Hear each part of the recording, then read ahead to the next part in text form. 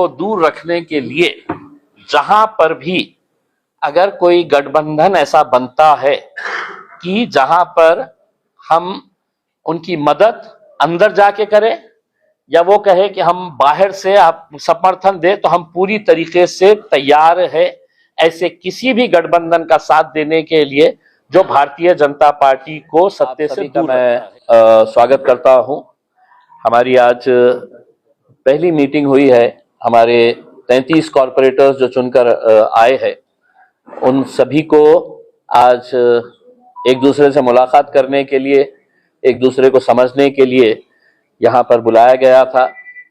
बहुत बड़ी जिम्मेदारी औरंगाबाद शहर की आवाम ने एमआईएम पार्टी के ऊपर थोपी है। हम शहरवासियों का तहे दिल से शुक्रिया अदा करते हैं कि जिस यकीन और जिस भरोसे के साथ पूरे महाराष्ट्र के अंदर सबसे ज़्यादा सीटें एमआईएम को आई है, वो औरंगाबाद शहर के अंदर आई है।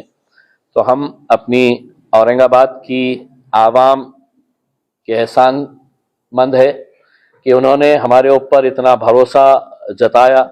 साथ ही साथ महाराष्ट्र के अंदर 125 सीटें हम हासिल किए हैं। कई सारे शहरों के अंदर हम दूसरे मुकाम पर है, यानी कि लीडर ऑफ अपोजिशन जो रहेगा, विपक्ष का जो रोल रहेगा, वो एमआईएम पार्टी निभाएगी। 33 कॉरपोरेटर्स में से महज 3 कॉरपोरेटर्स हमारे ऐसे हैं जो पहले की बॉडी के अंदर रह चुके हैं, यानी कि उन्हें महानगर पालिका के फंक्शनिंग का एक्सपीरियंस है। और बाकी 30 जो कॉरपोरेटर्स है वो पहली मर्तबा महानगर पालिका के अंदर जा रहे हैं। अब इतनी बड़ी तादाद जब पहली मर्तबा महानगर पालिका के अंदर जा रहे हैं, तो वहाँ का भी एक सिस्टम होता है काम करने का। वहाँ का प्रोसीजर्स क्या होते हैं, काम किस तरीके से किया जाए। लोगों के बीच में आप जा रहे हैं, तो लोगों के बीच में जाकर लोगों की आपके ताल्लुक से क्या उम्मीदें हैं, इस बारे में ये पूरा आज के दिन चर्चा की गई। कॉरपोरेटर्स के जरिए सुझाव लिया गया। पहली मर्तबा प्रभाग सिस्टम का इलेक्शन हुआ है, तो प्रभाग सिस्टम के अंदर एरियाज फिक्स नहीं है कि किसका एरिया कौन सा है करके, बाउंड्रीज फिक्स नहीं है। तो इस बारे में भी सुझाव लिए गए हैं कि एक टीम बोल के किस तरीके से काम किया जाना चाहिए। 1 महीने के बाद है तो हम पूरा रिव्यू करेंगे, अपने अपने इलाके कॉरपोरेटर्स को बांटे जाएंगे कि जहां पर हमारी नुमाइंदगी नहीं है या हमारा रिप्रेजेंटेशन वहां पर नहीं है, तो किसी भी इलाके को ऐसा लावारिस नहीं छोड़ा जाएगा।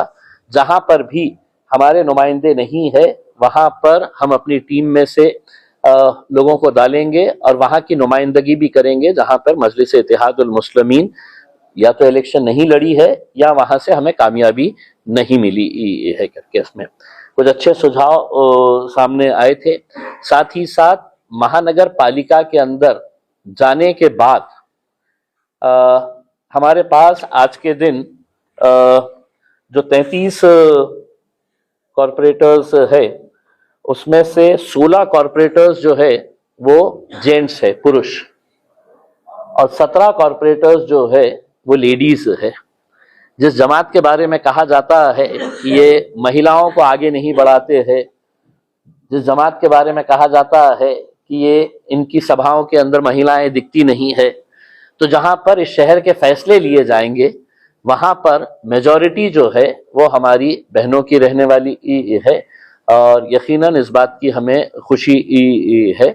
अंदर जाने के बाद महानगर पालिका के अंदर कैसे सवाल उठाना चाहिए, कैसा डेकोरम मेंटेन करना चाहिए, कॉरपोरेशन के अंदर के प्रोटोकॉल्स क्या होते हैं, ये पूरी तरीके से उनको समझाया गया है। इसके बाद भी ये प्रोसेस जारी रहेगा। ये प्रोसेस इसलिए जारी रहेगा कि अंदर हम एक इफेक्टिव अपोजिशन का रोल अदा करना चाहते हैं, एक प्रभावशाली विपक्ष का रोल हम अदा करना चाहते हैं। और हमें यकीन है कि हमारे पूरी जो बॉडीज है, 33 हमारे कॉरपोरेटर्स है, वो इस जिम्मेदारी को बखूबी निभाएंगे। अब यह है कि महानगर पालिका के अंदर महापौर का ड्रॉ कब होगा, उप महापौर कब बनेगा, हमारा गट नेता कौन होगा, ये सब पार्टी अपने तौर के ऊपर फैसला करेगी करके। लेकिन हमने आपके जरिए आज एक पैगाम तमाम राजनीतिक पार्टियों को देना चाहते हैं कि इलेक्शन खत्म हो चुका है। आपने हमारे ऊपर जो भी इल्जामात, जो भी कीचड़ फेंकने का काम किए थे, या हमने आपके खिलाफ जो भी बातें किए थे, अब उसको सब दरकिनार कर दीजिएगा। इलेक्शन हो गए हैं, नतीजे आ गए हैं, सब सामने आ चुका है। अब इस शहर के विकास के लिए, शहर को बढ़ाने के लिए हम क्या फैसले कर सकते हैं, अच्छा हमारा एजेंडा क्या हो सकता है, जो सभी राजनीतिक पार्टी मिलकर बैठ के इसके ऊपर फैसला करना चाहिए। इलेक्शन से पहले हमने 2 मुद्दे उठाए थे, हमने शहर भर में होर्डिंग्स भी लगाए थे कि अगर हम सत्ता में आते हैं तो 2 चीजें हम करेंगे करके। एक तो ये था कि पानी के ताल्लुक से था कि जितने दिन हमें पानी मिलेगा टैक्स उतना ही महानगर पालिका ले। लेकिन अब जो जानकारी मिल रही है कि पानी हम बहुत जल्द मिलना शुरू होगा, जो 8 दिन का था उसका टर्म कम होने वाला है। और दूसरा हमने एक जो प्रस्ताव रखा था, और हमारी ख्वाहिश है, हमारी उम्मीद है कि तमाम राजनीतिक पार्टियों ने इसमें हमारा साथ दे, और हिंदुस्तान के अंदर जो किसी भी महानगर पालिका के अंदर नहीं हुआ वो फैसला हम चाहते हैं कि सभी राजनीतिक पार्टी एक आवाज के अंदर उठाए। और वो फैसला ये रहेगा, हमारी तरफ से हम एक रेजोल्यूशन, पहला ठहराव जो महानगर पालिका के अंदर लेकर आना चाहते हैं वो ये रहेगा कि हमारे शहर के जितने भी महानगर पालिका का जो क्षेत्र है, वो पूरे महानगर पालिका के क्षेत्र में से देसी दारू की दुकानें हम वहां से शिफ्ट करके देसी दारू की दुकानें महानगर पालिका के क्षेत्र से बाहर हटाया जाए। शहर के अंदर कोई भी देसी दारू की दुकान नहीं रहना चाहिए। इसको अगर आपको रखना ही है तो क्षेत्र से बाहर आप लेकर जाइए।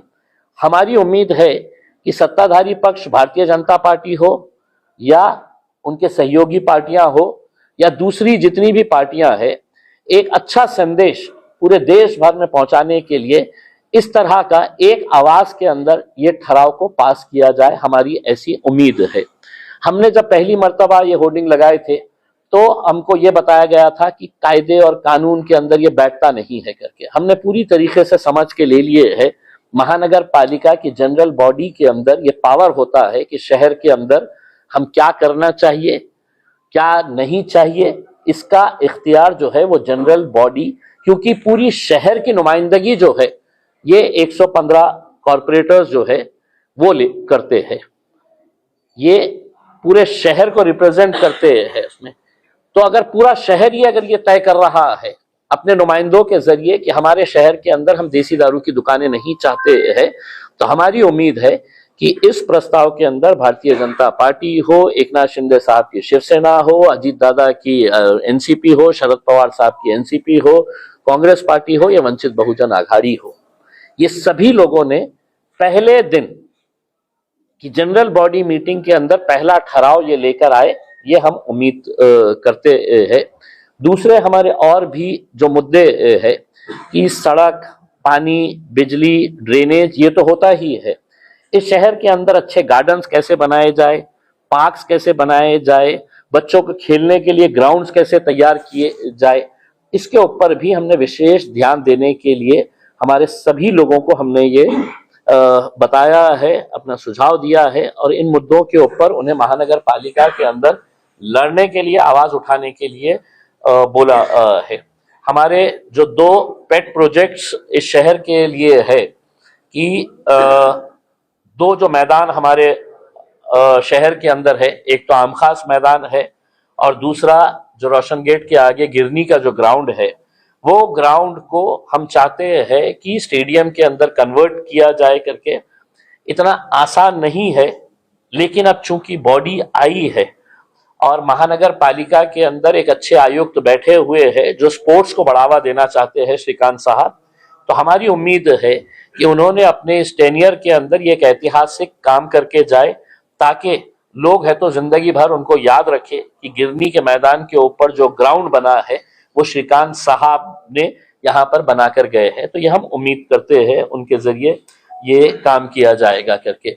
जानना रोड से चंपा चौक तक का जो मामला है वो क्यों अटका पड़ा हुआ है, ये भी है तो हमारे मेंबर्स जो है इसके अंदर आवाज उठाएंगे। सबसे ज्यादा मजलिस को जिन्होंने वोट किया है वो गरीब तबका है, वो गरीब तबका जो सड़क के ऊपर आकर हमारा साथ दिया, इलेक्शन के दिन हमारा साथ दिया, और उसी की वजह से हम इतनी सारी सीटें जीते हैं।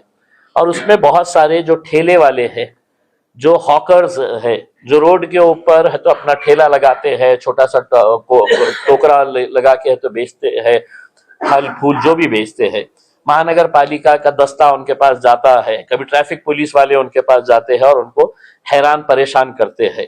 ये गरीबों की आवाज उठाने के लिए भी ये 33 हमारे जितने भी नुमाइंदे हैं ये पूरी ताकत के साथ खड़े रहेंगे। सेंट्रल गवर्नमेंट का कानून है कि हॉकर जोन बनना चाहिए हर शहर के अंदर। आपके बेईमानियों की वजह से हमारा डेवलपमेंट प्लान इतने साल क्यों थका था, किसने इसको बर्बाद किया था, किसने है तो डेवलपमेंट प्लान के अंदर दुकानदारी खोल के है तो इस शहर को बर्बाद करने का काम किया था, वो बात चली गई है।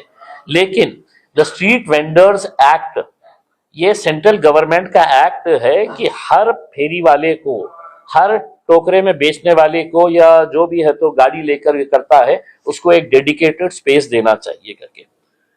तो हॉकर जोन हमारे शहर के अंदर नहीं बना है, तो इस वजह से या ट्रैफिक पुलिस हो या महानगर पालिका का तोड़ू दस्ता हो, ये बेचारे गरीब लोग जो है उनके लिए एटीएम बन गए हैं कि कभी भी जाओ, कभी भी उठा के फेंक डालो इनका, और कभी भी है तो इनके पास से है तो 2 पैसा ले लो, फिर वो जाके दूसरे दिन बैठ जाते हैं। तो ये ना करते हुए हम महानगर पालिका से ये उम्मीद कर रहे हैं और हमारी पूरी टीम इसके ऊपर काम कर रही है, करेगी कि हॉकर जोन जल्द से जल्द बनाया जाए करके। उसमें दूसरा ये है कि हरसूल के अंदर जो एक कचरा डिपो जो है वो घनी आबादी के बीच में एक ठेकेदार को फायदा पहुंचाने के लिए एक कचरा डिपो वहां पे बनाया गया था। हमने इलेक्शन से पहले लोगों से वादा किया था कि ये कचरा डिपो वहां से हटना चाहिए करके।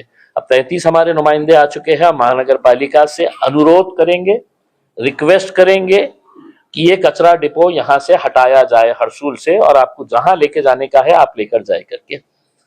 और अगर इसके बावजूद भी अगर महानगर पालिका ये फैसला नहीं करती है तो आवाम की, जनता के हित के अंदर हम ये कचरा डिपो अपने तौर के ऊपर हटा देंगे और उसकी पूरी जिम्मेदारी जो है वो महानगर पालिका के उन अधिकारियों के ऊपर जाएंगे जो कचरा डिपो शहर के बीचों बीच घनी आबादी के अंदर लगाए हुए हैं। तो ऐसे कुछ मुद्दे हैं, हेल्थ के कुछ इश्यूज, सुझाव आए हैं हमारे मेंबर्स की तरफ से।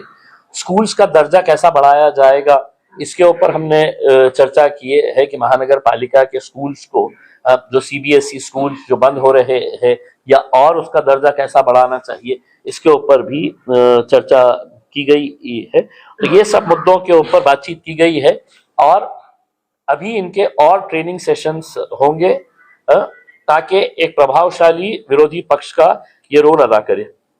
अभी इतने सारे हमारे महाराष्ट्र के अंदर जो कामयाबी हासिल हुई है और आप लोगों ने जिस तरीके से मजलिस का साथ दिया और पब्लिसाइज किया है कि पूरे महाराष्ट्र में नहीं या पूरे हिंदुस्तान के अंदर मजलिस की दखल ली जा रही है कि 125 कॉरपोरेटर्स चुनकर आए हैं। हम अपना शुक्रिया अदा करने के लिए बहुत जल्द गाड़ियों का काफिला लेकर हैदराबाद जाएंगे। बैरिस्टर असदुद्दीन अवैसी साहब, अकबरुद्दीन अवैसी साहब का शुक्रिया अदा करने के लिए। तो हमारे 125 कॉरपोरेटर्स, महानगर पालिकाओं के 83 काउंसिलर जो नगर परिषद के अंदर आए हैं, ये सभी लोग अपनी अपनी गाड़ियों के अंदर मजलिस का झंडा लहराते हुए हम हैदराबाद के दारुसलाम के अंदर जाएंगे कि उनकी मेहनतों की वजह से आज मजलिस ये दिन देख रही है, दोनों भाइयों की मेहनतों की वजह से कि आज हम इतनी बड़ी ताकत बनकर उभरे हैं। तो इसका डेट बहुत जल्द हम ऐलान करेंगे और इंशाल्लाह जहां जहां पर भी मुमकिन होगा बैरिस्टर असदुद्दीन अवैसी साहब खुद आकर इजहार तशक्कुर अपनी आवाम का शुक्रिया अदा करने के लिए भी वो जलसे ऑर्गेनाइज करेंगे। तो यही कुछ बातें थी आप लोगों से शेयर करने की। अगर आपके पास कोई सवाल है तो पूछ लीजिएगा। आपने शराब को शहर से बाहर का कह दिया, लेकिन गांजा, शराब, मटन, ये मंशियात की लालच में जो झगड़ा हुआ है शहर, उसके लिए क्या राय है? देखिए, कम से कम एक संदेश हम ये देना चाह रहे हैं कि हम इस शहर से नशे को पूरी तरीके से खत्म करना चाहते हैं करके। अगर आप देखेंगे तो शराब की दुकानों के लिए लाइसेंस लिया जाता है, बटन और गोलियां और चरस और गांजा बेचने के लिए कोई फिक्स दुकानें नहीं है कि जहां पर यहां से है तो ये बेचा जा रहा है करके। ये पुलिस डिपार्टमेंट की जिम्मेदारी है। आज अगर पूरा शहर, पूरी राजनीतिक पार्टियां एक आवाज के अंदर आती है तो मैं समझता हूं कि हिंदुस्तान के अंदर एक पैगाम जाएगा कि नशे के खिलाफ औरंगाबाद के अंदर जितनी भी राजनीतिक पार्टियां हैं अपने राजनीतिक मतभेद विवादों को भूलकर एक अच्छा फैसला जनता के हित में ले रही है करके। इसका मतलब ये नहीं है कि हम देशी दारू की दुकानें बंद करवा रहे हैं तो दूसरी तरफ हम बोलेंगे कि नहीं बटन का कारोबार चले करके। इसके लिए भी है तो प्रॉपर रिप्रेजेंटेशन करके पुलिस के जरिए है तो ये कारोबार कैसा बंद किया जा सकता है, इसके लिए पूरी की पूरी टीम अपने तौर के ऊपर काम करेगी। नहीं, अभी फिलहाल तो देखें कि मतलब ये देसी दारू का, देखिए सबसे बड़ा जो खामियाजा देसी दारू की दुकानों की वजह से हो रहा है, हमारा एससी समाज, दलित समाज जो है, ये सरकारें जो बैठी हुई है, चाहे वो भारतीय जनता पार्टी की सरकार हो या दूसरी एकनाथ शिंदे साहब की सरकार हो, अजीत दादा ने तो ये तय कर लिया था, उन्होंने एक फरमान जारी करा था कि हमने है तो बड़े बड़े मॉल्स के अंदर भी है तो हम वाइन वो करेंगे करके। उस वक्त किसी ने विरोध नहीं किया था। उस वक्त हमने ये बताए थे कि तुम एक दुकान मॉल के अंदर है तो वाइन रख के बताओ, हम फोड़ के रख डालेंगे करके। मजबूरन सरकार को अपना फैसला वापस लेना पड़ा था उसमें। आज शुरुआत तो करते हैं कि आज एससी समाज के खास तौर से जितनी महिलाएं हैं ये पूरा का पूरा हमें साथ देने के लिए तैयार है। एससी समाज का एक बहुत बड़ा वर्ग है जो इस मुद्दे को बहुत अच्छे तरीके से एक्सेप्ट करेगा।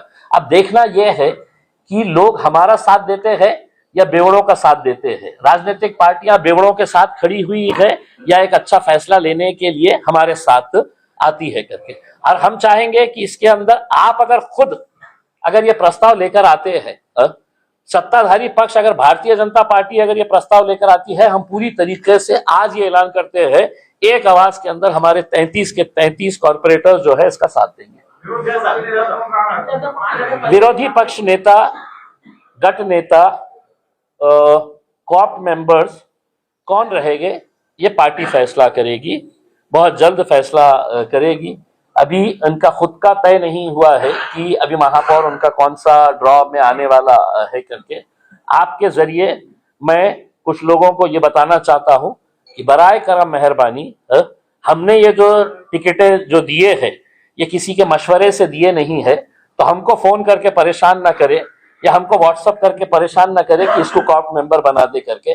थोड़ा बहुत ज्ञान हमारे में है कि हमको किसको देना है, किसको नहीं देना है, किसको गट नेता बनाना है, किसको विरोधी पक्ष नेता बनाना है करके। ये पार्टी अपने तौर के ऊपर तय करेगी। पिछली बार फाइटिंग का मुद्दा बहुत गड़बड़ आया, इस बार फाइटिंग होने वाले हैं। कहाँ पे? मनपा के अंदर सभागृह में फाइटिंग हुई थी पिछले बार।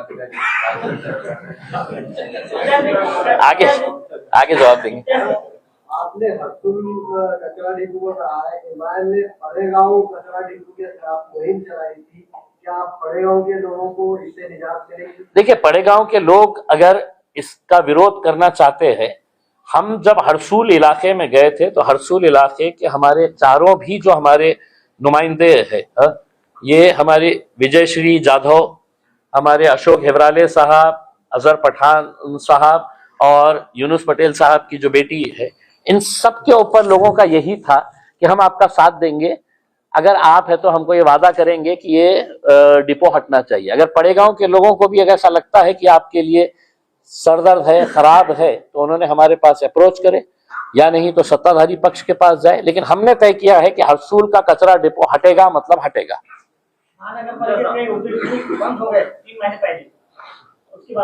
देखिए, हमने स्कूल्स के बारे में भी हमने फैसले लिए हैं कि जो स्कूल्स बंद हो गए हैं, कुछ हमें जानकारी मिली है कि 16 ऐसे स्कूल्स जो थे सीबीएसई के स्कूल्स के ताल्लुक से भी है तो फैसला लिया जा रहा है कि ये आखिर क्यों बंद किए जा रहे हैं, इसकी वजह क्या है। पिछले इतने सालों से चूंकि बॉडी नहीं थी महानगर पालिका के अंदर, तो अधिकारियों ने अपने हिसाब से फैसले लिए हैं। अब अधिकारियों को भी जवाबदेह होना पड़ेगा कि अगर आपने ये फैसला लिए है तो क्यों लिए है, क्या वजह क्या थी करके। इनसे सवाल करने वाला कोई नहीं था, लेकिन अब सवाल करने वाली इतनी बड़ी टीम है।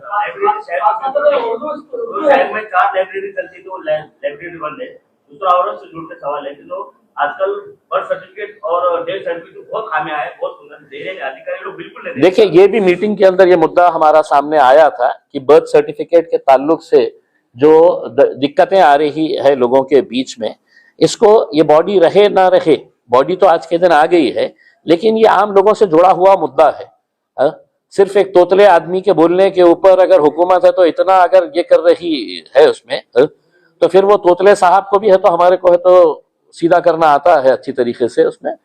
आप है तो ठीक है, आपको अगर कोई लग रहा है कि साहब ये गलत हो रहा है तो आप उसके खिलाफ कार्रवाई करिए, लेकिन आम लोगों को अगर इस तरीके से आप ये करेंगे कि साहब एक चोर पकड़ा गया तो बाकी के पूरे चोर है करके अगर आप उसको इस नजरिए से देखेंगे तो मेरे हिसाब से वो भी गलत बात है। हम बर्थ सर्टिफिकेट के ताल्लुक से अपना रिप्रेजेंटेशन जिस अधिकारी के पास करना है हम बराबर करेंगे। अतिक्रमण को लेकर और जो लोग बेघर हुए, जिनके कारोबार टूट गए, कहीं भी अगर छोटा मोटा हादसा होता है तो वहाँ अतिक्रमण किया जा रहा है, तो उसको कैसे?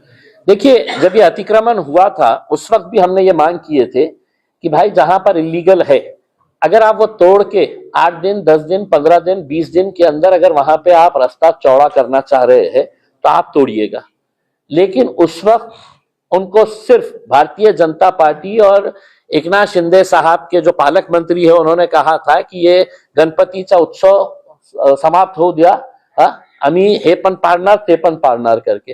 आता तुम्ही पाडलं सगळं, आता पाडून ही तुम्हाला काय साध्य झालं? तुमने गिरा तो दिए, लोगों को बेघर कर डाले, लेकिन कहाँ है देवेंद्र फडणवीस साहब? आके यहाँ पे एक भाषण के अंदर नहीं बोले हैं कि भैया मैं है तो 1000 करोड़ रुपए का 500 करोड़ रुपए का पैकेज दे रहा हूं जो घर हमारे लोगों के बोलने के ऊपर गिराए गए, चाहे फिर वो अतुल सावे के बोलने पे हो, केनेकर के बोलने पे हो, कराड़ के बोलने के ऊपर हो, इनके बोलने के ऊपर जो गिराए गए हैं। तो अब आपने हासिल क्या किए?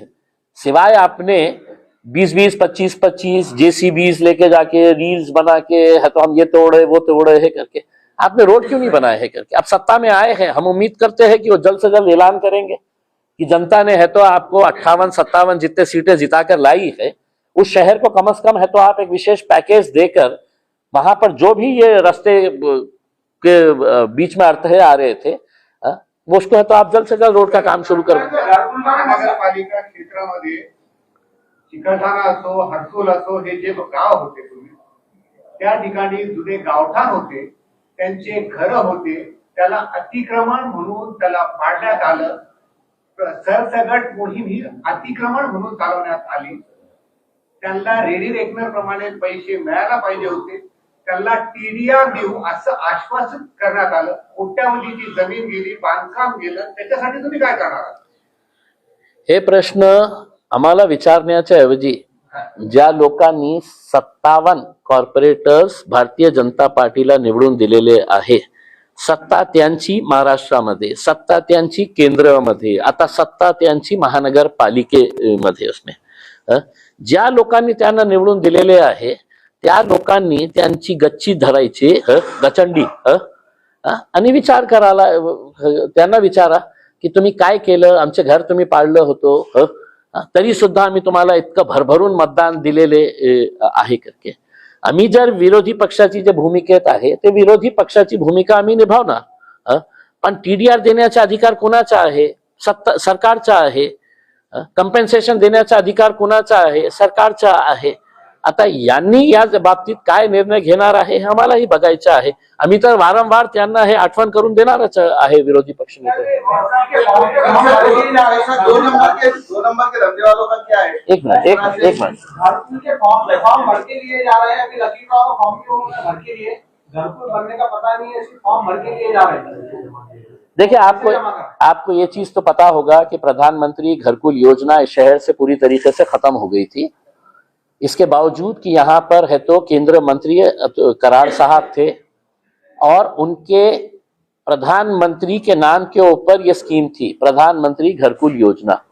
लेकिन जब ये शहर के अंदर पूरी तरीके से खत्म हो गई थी, 62,000 लोगों ने फॉर्म भर के 2017 में इंतजार कर रहे थे कि हमारा घर कब बनने वाला है करके, तब मैंने लोकसभा के अंदर ये मुद्दा उठाया था। उसके बाद 22 IAS अधिकारियों को हमने दिल्ली में समन किया था और सबको लाइन में खड़े करवाए थे पार्लियामेंट की कमेटी के सामने, तब जाकर है तो ये घरकुल की योजना दोबारा शुरू हुई है करके।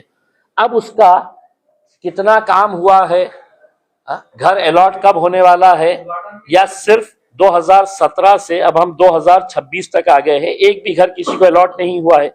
लेकिन इसके बावजूद भी आप नरेंद्र मोदी साहब की तस्वीरों के साथ होर्डिंग्स देख रहे होंगे कि हमने इतने कोटी इतने लाख घर जो है वो हमने गरीबों को दे दिए हैं करके। हम देश की बात नहीं कर रहे हैं, हम अपने शहर के अंदर इनसे ये सवाल करना चाहेंगे कि कि आप एक फिक्स टाइम बताइएगा कि ये घरों को कब तक गरीबों के पास दिया जाएगा। शहर में राशन कारोबारी 2 नंबर के धंधे वाले आज भी गुजरात को राशन का चावल भेज रहे हैं, इस पे आपकी क्या प्रतिक्रिया? आपको पता था ना ये पहले से? सारा मीडिया जो है वो इम्तियाज जलील का क्यों इंतजार कर रहा था ये बोलने के लिए कि राशन का 2 नंबर का धंधा इस शहर के अंदर होता है करके? मैं तो पत्रकार नहीं हूं, लेकिन बताइएगा साहब, किस पत्रकार ने ये आवाज उठाया था कि गोर गरीब लोगों का राशन जो है वो कैसा 2 नंबर के जरिए है तो गुजरात को भेजा जा रहा है। वालूज के अंदर एक फैक्ट्री है, वहां पे है तो ये राशन है तो बेचा जा रहा है खिचड़ी का करके उसमें। जब पूरे पत्रकारों को पता था तो फिर खामोश क्यों थे? जिल्हा परिषद चुनाव सांगितलं आता की महिन्याभरानंतर तुम्ही या नगरसेवकांचं मूल्यमापन करणार, त्या काय तुम्ही घेणं क्रायटेरिया ठरवलंय, कशा पद्धतीने? नहीं, मूल्यमापन अभी उतरे नहीं मैदान में और आप बोल रहे हैं इनका मूल्यमापन करे कर। नहीं, इनका ट्रेनिंग कैंप बोला मैंने ट्रेनिंग कैंप बोला। देखिए, मैं भी जब पार्लियामेंट के अंदर गया तो मुझे भी ये तो बहुत कुछ समझना था कि भाई पार्लियामेंट की फंक्शनिंग कैसी होती है, सवाल अगर डालना है तो कैसा डालना है करके, ओरल कौन कौन से सब्जेक्ट के अंदर है तो हम हाथ ऊपर उठा के है तो अपने मुद्दे रेस कर सकते हैं करके। अब 33 में से सिर्फ 3 लोग हैं जो कॉर्पोरेशन की जनरल बॉडी मीटिंग के अंदर बैठे हुए थे। स्टैंडिंग कमेटी से लोगों की उम्मीदें क्या रहती है, दूसरी जो कमिटीज होती है वो कमिटी के अंदर इनके रिस्पॉन्सिबिलिटीज क्या रहेंगे।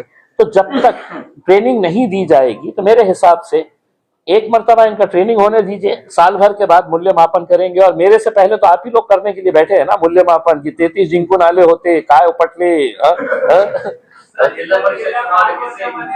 हमने किसी के साथ भी जिला परिषद के अंदर अभी गठबंधन नहीं किया है। जिला परिषद का इलेक्शन हम लड़वा रहे हैं, हमारी 5 लोगों की कमेटी बनाई गई है, वहां पे मेरे ऑफिस के अंदर इंटरव्यूज चल रहे हैं। हमें इस बात की खुशी है कि जिस जमात के बारे में कहा जाता था कि सिर्फ एक मुसलमानों की ये जमात है, आज जिला परिषद का इलेक्शन लड़ने के लिए हर जाति धर्म और मजहब के लोग जो है वो हमारे पास फॉर्म भरे हुए हैं। और हम इस जिला परिषद इलेक्शन के जरिए एक पैगाम देना चाह रहे हैं कि अब मजलिस जो है सिर्फ शहरों की जमात नहीं है, हम छोटे छोटे गांवों तक भी पहुंच चुके हैं। जिला परिषद भी लड़ रहे हैं, पंचायत समिति भी लड़ रहे हैं। हाँ, मुस्लिम और दलित समाज अगर एक साथ हो जाए तो इसका बहुत बड़ा इम्पैक्ट होगा। देखिए, इससे पहले भी जरांगे पाटिल साहब ने ये बात कही थी और यकीनन पॉलिटिकली अगर एक फोर्स तैयार होती है तो हम भी इस बात का स्वागत करेंगे।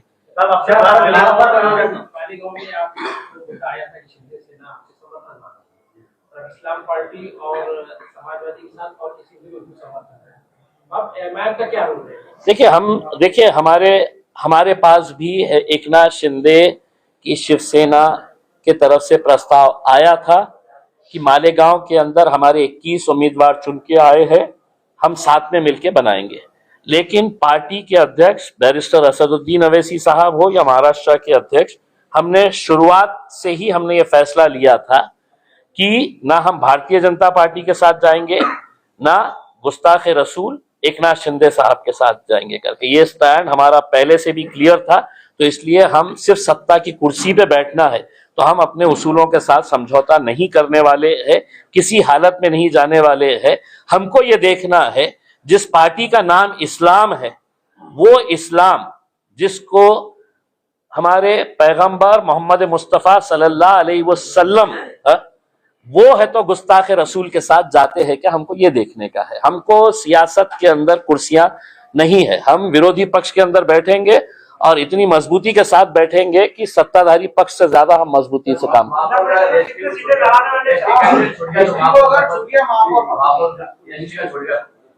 देखिए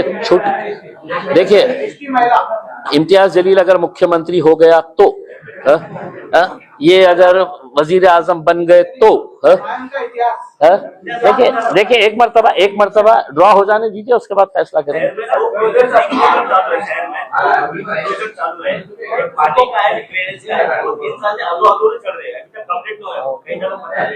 नहीं, आप तो पानी का सिर्फ 3 साल का बोल रहे हैं। पानी का कब से, हाँ पानी का कब से है। हमारे मेंबर्स ये पूरी तरीके से महानगर पालिका के अंदर हिसाब मांगेंगे कि 350 की 700, 700 से 1400, 1400 से 2200, 2200 से 3000 और 3000 से 3300 करोड़ रुपया ये स्कीम कैसी गई है। या तो सोने की पाइपलाइन डाले है या चांदी का वर्क चढ़ाए है, हमें नहीं पता है, लेकिन इसका हिसाब मांगा जाएगा। और जो भी भ्रष्टाचार उसके अंदर हुआ है, चाहे वो एमजेपी ने किया हो या महानगर पालिका के अंदर, इसका हिसाब बराबर लिया जाएगा। अभी मैं नहीं कर रहा हूँ साहब, वो कमेटी डिसाइड कर रही है। सर, मुस्लिम मतं जे आहे ते याबद्दल पर्याय होते काँग्रेस, राष्ट्रवादी काँग्रेस, मात्र आता ज्या पद्धतीने आपले कॉर्पोरेशन निवडून आले, तुम्हाला असं वाटतं का आता या मुस्लिम मतदारांना एमआयएम हा पर्याय झालाय आणि ते एमआयएमच निवडतात? माझ्यासाठी याच्यापेक्षा हे महत्वाचं आहे की हे आमचे मनोज राहुलची मिसेस आहे एससी समाजातली, विजयश्री जाधव एसटी समाजातली आहे, अजून आमचे अशोक हिवराले साहेब एससी समाजातले, ओबीसी समाजातले सगळे लोकांनी। आज आम्हाला हे महत्वाचं नाही आहे की मुस्लिम वोट कुठे गेलेला आहे, आम्हाला हे महत्वाचं आहे की नॉन मुस्लिम लोक आता एमआयएम कडे येत आहे। नॉन मुस्लिम लोकांनाही हे पटत आहे की एमआयएम पक्ष जे आहे ना, जातीवादी पक्ष ज्यांनी बोललं होतं आजपर्यंत कि एमआईएम पक्ष बड़ा जातिवादी पक्ष है, मुसलमानों का पक्ष है करके, ये मैं आपको बताता हूं, ये विजयश्री जाधव हरसूल प्रभाग से जीत कर आई है। जिस दिन फॉर्म भरने का आखिरी दिन था उस दिन है तो इनके पास लेकर गए थे कि आपको लड़ना है करके। इनसे खुद आप पूछ लीजिएगा कि इनको कितना पैसा खर्च हुआ है करके। 2500 रुपये जो चालान भरना होता है, वो चालान भी हमारी पार्टी के जो जिम्मेदार थे वो लोगों ने ये किए है करके। वरना एक जो सोच थी कि इलेक्शन लड़ने के लिए करोड़ों रुपया खर्च करना पड़ता है, और भारतीय जनता पार्टी एकनाथ शिंदे ने करे भी वैसा। इन्हीं के प्रभाग के अंदर एक उम्मीदवार था जिसने 10-10 हजार रुपया आखिर में एक वोट के लिए लगाया, 10,000 रुपये। और इनका पैसा कितना खर्च हुआ है अगर आप पूछेंगे इनसे तो आपको खुद ताज्जुब होगा। कल पूरे मीडिया वालों ने इनको कुरेद के पूछ लिया कि 5 लाख झाले का, 10 लाख झाले का, 2 लाख झाले का करके, और इनका एक ही स्टैंड था कि मेरा 1 रुपया नहीं खर्च हुआ। तमाम मतलब सबसे ज्यादा लीड से आप ही आए हैं ना, सबसे ज्यादा लीड से उस प्रभाग के अंदर ये आए हैं। उसकी वजह यह है कि उनके इलाके के अंदर इवन जो नॉन मुस्लिम हिंदू लोग थे, वो हिंदू लोग खुद है तो इस बात को अप्रिशिएट कर रहे थे कि हमारे प्रभाग से एक सामान्य घर से आने वाली एक महिला को एमआईएम ने टिकट दिया है, तो हमने भी उसका साथ देना है करके। तो इस वजह से सबसे ज्यादा लीड उनको मिली हुई है। तो मुस्लिम वोट कहाँ जा रहा है, कहाँ गया है, प्रश्न आहे की मुस्लिम मतदारांना आता एक चांगला पर्याय उपलब्ध झालाय। 10 वर्षापूर्वी चांगला पर्याय मिळाला होता ते। तसा दिसत नव्हता या काँग्रेस कुठेही दिसली नाही। नाही काय आहे की आमच्यासाठी हे दुर्दैव आहे की एक काँग्रेसची सीट निवडून आली आणि ते आपल्या ताकदीवर निवडून नाही आली। आमच्यामध्ये एक जे बेमान होते, आमच्यामध्ये जे गद्दारी केलं होतं, ज्यांना आम्ही तिकीट दिलं होतं, रात्री 2 वाजता ते आमच्या घराच्या समोर उभे होते तिकीट मागायला, त्यांनी कोणत्या आधारावर ते तिकीट परत केलं, कशाला परत केलं? आमच्या एक सीटसाठी 50-50 लोक तिकीट मागत होते आणि ह्या महाशय ते कोणत्या कारणाने, काय कारण काय होतं? लेनदेन झाली होती, घाबरले होते, काय कारण होतं? तुम्ही खऱ्या अर्थाने आम्ही तुम्हाला तिकीट दिली होती, तुमची जबाबदारी होती की आमच्याकडे यायचं की साहेब मला निवडणूक नाही लढायची आहे, कोणी दुसऱ्याला तुम्ही सपोर्ट करा करके। पण जेव्हा अशा प्रकार घडला म्हणून ते काँग्रेसची एक सीट निवडून आली। एनसीपी जे शरद पवारची सीट निवडून आलेली आहे, त्यामध्ये आमचा कॅन्डिडेट उभा असला असता तर शरद पवार साहेबांची एनसीपीला ही 0 मिळाले असते। पूर्ण ताकदीने आमचे सगळे लोक ते नवीन मनमोहन सिंग ओबेरॉयला सपोर्ट केले, प्रचार केलं, म्हणून ते जिंकलं। आणि ते मान्यही करतात की एमआयएम मुळे आमचा विजय झालेला आहे। आता भारतीय जनता पार्टी त्यांच्या मागे लागलेले आहे की तुम्ही आमच्या गटामध्ये या करके। तर मी स्वतः त्यांना बोललेलो आहे की तुमच्या राजनीतिक जे हे आहे ते संपणार, तुम्ही भारतीय जनता पार्टी सोबत ज्या दिवशी जाणार, तुम्ही समझा कि तुम्हाला माइनॉरिटीज तुमच्यापासून दूर होतील। मुंबई मेयर रेस में जो है सर, मुंबई की जो मेयर रेस है उसके अंदर उद्धव ठाकरे गठ का बोलना है कि अगर हमारे सहयोगी गठबंधन से हम लोग 108 सीटें होते हैं हमारे पास, उसके मेयर बनने के लिए 114 चाहिए, तो उस वक्त आपके पास अगर आते तो आपका रुख क्या रहेगा? भाजपा को दूर रखने के लिए जहां पर भी अगर कोई गठबंधन ऐसा बनता है कि जहां पर हम उनकी मदद अंदर जाके करें या वो कहे कि हम बाहर से आप समर्थन दें, तो हम पूरी तरीके से तैयार है ऐसे किसी भी गठबंधन का साथ देने के लिए जो भारतीय जनता पार्टी को सत्ते से दूर रखता है।